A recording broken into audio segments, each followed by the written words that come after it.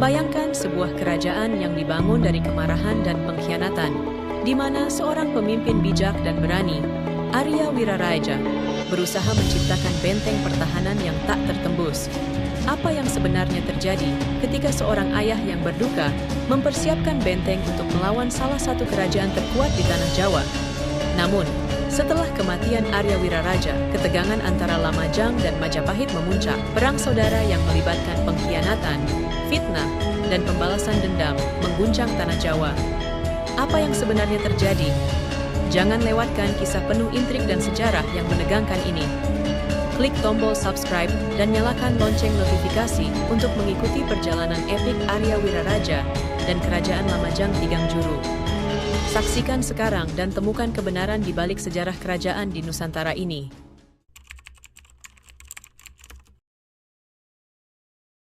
Ketika Raden Wijaya melarikan diri dari serbuan Jaya Katuang yang menghancurkan Singosari, ia mencari perlindungan di bawah naungan Arya Wiraraja, yang saat itu menjabat sebagai Adipati Sumenep. Sebelumnya, Arya Wiraraja adalah seorang juru demung di Kerajaan Singasari. Karena keberaniannya menentang pendapat Raja Kertanegara, ia diturunkan jabatannya dan ditempatkan di Sumenep, salah satu kadipaten bawahan Singasari. Berkat nasihat dan strategi Arya Wiraraja, Raden Wijaya berhasil mengalahkan pasukan Jaya Katuang dengan bantuan Monggol.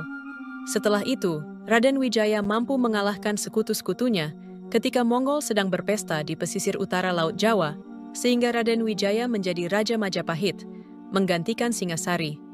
Sebagai bentuk penghargaan, Arya Wiraraja dijanjikan sebuah wilayah di sebelah timur Majapahit, yang kemudian dinamai Lamajang Tigang Juru, mencakup Blambangan, Patukangan, dan Madura. Pada tanggal 10 November 1295, Rajasa Jayawardana resmi dilantik sebagai Raja Kerajaan Majapahit. Sesuai dengan janji yang telah dibuat, sebagian kekuasaan Majapahit di bagian timur diserahkan kepada Arya Wiraraja. Hal ini sesuai dengan Kidung Harsawijaya yang menyebutkan bahwa Adipati Madura telah mendapatkan kedudukan, Pulau Jawa dibagi dua oleh Sri Narendra, dan Wiraraja telah ditetapkan di Lamajang. Nama Lamajang pertama kali disebut dalam Prasasti Mula Malurung yang bertahun 1255 Masehi. Nama ini juga sering muncul dalam kidung-kidung yang mengisahkan kejayaan Majapahit dan tokoh-tokohnya, seperti Kidung Ranggalawe, Kidung Harsawijaya, dan Kidung Panji Wijayakrama. Sementara itu, Babat Tanah Jawi menyebut peranan penting Lamajang, yang pada abad ke-17 telah berubah nama menjadi Lumajang. Pendirian Kerajaan Lamajang Tigang Juru juga dipicu oleh kemarahan Arya Wiraraja atas kematian putranya, Ranggalawe, yang difitnah oleh Mahapati Halayuda. Menurut tradisi lisan, Arya Wiraraja memiliki 3 putra, yaitu Ranggalawe, Nambi, dan Arya Pinatih. Arya Wiraraja kemudian membangun ibu kota dan benteng yang panjangnya 10 km, lebarnya 6 meter, dan tingginya 10 meter. Benteng ini dikelilingi oleh 4 sungai. Sungai Bondoyudo di utara, Sungai Winong di timur, Sungai Cangkring di selatan, Sungai Buatan, dan Sungai Ploso di barat. Di setiap lekukan sungai, didirikan sebuah bastion.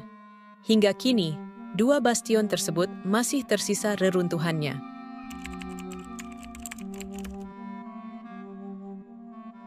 Untuk mempersiapkan berdirinya Kerajaan Lamajang Tigang Juru yang sesungguhnya, Adipati Arya Wiraraja mengirimkan orang-orang Madura untuk memulai persiapan mendirikan ibu kota Lamajang. Pemilihan lokasi ibu kota kerajaan ini tentu telah melalui berbagai pertimbangan, baik secara material maupun spiritual. Adipati Arya Wiraraja, selain sebagai seorang tokoh spiritual, babatangan, juga merupakan ahli strategi politik dan militer yang mumpuni. Sebagai ahli strategi politik, ia mempertimbangkan kekuatan pendukung pemerintahannya di masa depan, serta potensi sumber daya alam yang dapat menopang kerajaan. Ada beberapa alasan mengapa Arya Wiraraja memilih Lamajang sebagai ibu kota kerajaan. Pertama, secara genealogis, Arya Wiraraja kemungkinan besar berasal dari Lamajang. Hal ini memberinya kekuatan utama karena berada di wilayahnya sendiri, memungkinkan dia meletakkan dasar-dasar pemerintahan yang kuat. Lamajang dikenal sebagai daerah yang kaya akan aspek spiritual. Gunung Semeru yang terletak di wilayah ini dipercaya sebagai ujung Mahameru yang dipindahkan dari Jambudwipa, India, ke tanah Jawa. Gunung ini dianggap sebagai tempat para dewa, sehingga banyak orang, termasuk raja dan bangsawan, melakukan ritual suci dan pemujaan di sana. Contohnya adalah perjalanan ritual suci Raja Kameswara dari Kediri pada tahun 1182 Masehi yang diabadikan dalam prasasti Ranu Kumbolo. Alasan ketiga adalah kekayaan alam Lamajang. Daerah ini subur dan kaya akan hasil pertanian seperti padi, palawija, buah-buahan, serta hasil hutan. Nama Lamajang sendiri berasal dari kata lumah dan ajang, yang berarti suatu daerah yang posisinya seperti mangkuk dan merupakan tempat untuk makan. Tidak banyak catatan tertulis dari zaman Lamajang Tigang Juru dan masa pemerintahan Arya Wiraraja yang masih ada hingga kini. Hal ini menyebabkan penelusuran tentang sistem pemerintahan kerajaan ini tidak dapat digambarkan secara utuh. Ada dua alasan mengapa prasasti dan dokumen tertulis dari zaman tersebut tidak banyak ditemukan. Pertama, konflik antara Lamajang dan Majapahit menyebabkan banyak keterangan tertulis dan bangunan dihancurkan. Contohnya, ketika Mahapatih Nambi gugur dan Lamajang jatuh di bawah Panji Majapahit, prasasti-prasasti dari Lamajang direbut dan dihancurkan. Kedua, prasasti-prasasti tersebut mungkin belum ditemukan hingga kini.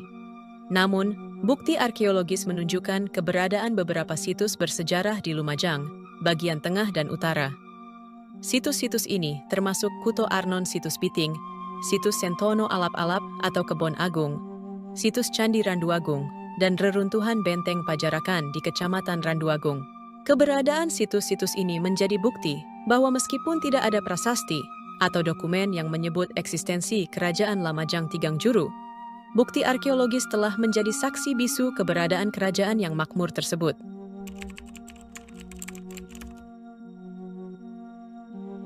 Ketika mendengar kabar bahwa salah satu putranya gugur dalam pertempuran melawan kerajaan Majapahit, Arya Wiraraja sangat berduka.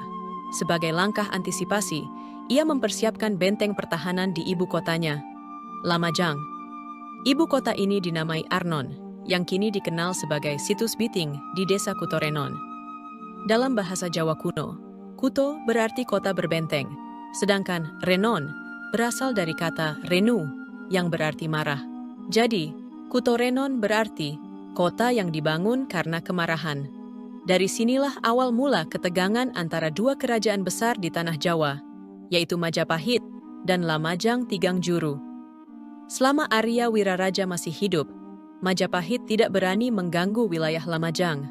Arya Wiraraja, yang juga dikenal sebagai Prabu Menak Koncar, meninggal dunia dan diperabukan di ibu kota Arnon. Tempat ini sekarang dikenal sebagai Makam Petilasan Arya Wiraraja di Dusun Biting, Desa Kutorenon, Kecamatan Sukodono, Kabupaten Lumajang.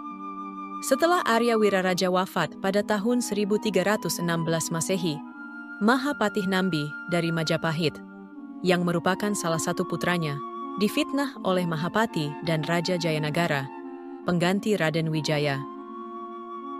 Para raton mencatat bahwa pada tahun 1316 terjadi pemberontakan Nambi di Lumajang terhadap Raja Jayanagara, Raja kedua Majapahit. Kidung Sorandaka mengisahkan bahwa pemberontakan tersebut terjadi setelah kematian ayah Nambi yang bernama Pranaraja. Namun, para raton dan Kidung Harsawijaya menyebut Nambi sebagai putra Wiraraja. Menurut Prasasti Kudadu 1294, Pranaraja tidak sama dengan Wiraraja. Berdasarkan analisis Slamet Muljana yang menggunakan bukti dari Prasasti Kudadu dan Prasasti Penanggungan, lebih tepat jika Wiraraja disebut sebagai ayah Ranggalawe daripada ayah Nambi. Menurut analisis Mansur Hidayat, seorang penulis buku tentang Arya Wiraraja dan Kerajaan Lamajang Tigang Juru, istilah pemberontakan seharusnya diganti. Pada masa itu, Nambi difitnah dan tidak pernah berniat memberontak. Kerajaan Lamajang Tigang Juru hasil dari perjanjian Sumenep antara Arya Wiraraja dan Raden Wijaya pada tahun 1292 Masehi adalah negara yang sah. Penyerangan Majapahit ke Lamajang setelah kematian Arya Wiraraja merupakan ekspansi yang menimbulkan perlawanan terus-menerus. Setelah kejatuhan Lamajang pada tahun 1316 Masehi, perlawanan terus berlanjut di kota-kota pelabuhannya seperti Sadeng dan Patukangan, sekarang Panarukan, yang kemudian dikenal sebagai Perang Sadeng dan Keta. Ketika Hayam Wuruk melakukan perjalanan keliling daerah Lamajang pada tahun 1359 Masehi, ia tidak berani singgah di bekas ibu kota Arnon. Situs Biting. Perlawanan di wilayah timur kembali bergolak ketika terjadi perpecahan Majapahit menjadi barat dan timur, yang dikenal sebagai Perang Paregreg, pada tahun 1401 hingga 1406 Masehi. Mahapatih Empu Nambi, ketika bertempur melawan Majapahit, mendirikan benteng di Dusun Pajarakan.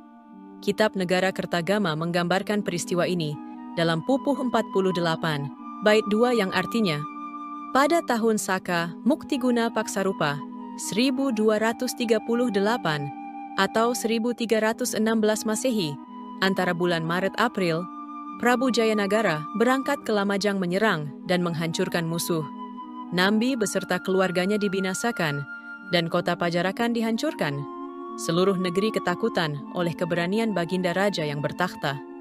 Selain itu, Kitab Pararaton juga mencatat jatuhnya benteng pertahanan Mahapatih Empu Nambi di Gading dan Rabut Buhayabang, yang semuanya terletak di wilayah Lamajang.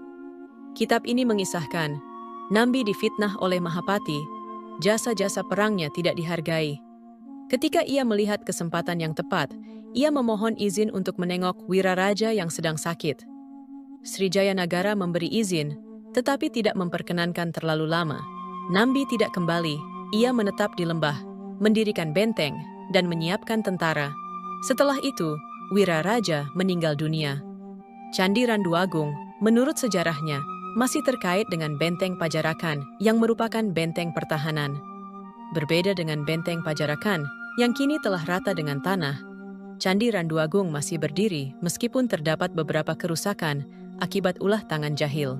Ada sebuah lubang di bagian tubuh candi yang menurut sejarah lisan, lubang ini ada karena pembongkaran oleh seseorang yang ingin mencari harta karun di dalamnya. Berdasarkan sejarah lisan dari beberapa masyarakat sekitar yang didukung oleh pernyataan salah satu staf Purbakala Museum Daerah Kabupaten Lumajang, dijelaskan bahwa situs Candi Randuagung ini diperkirakan merupakan tempat di mana Empu Nambi melakukan perenungan, sehingga masyarakat sampai sekarang menyebutnya Candi Gelisah.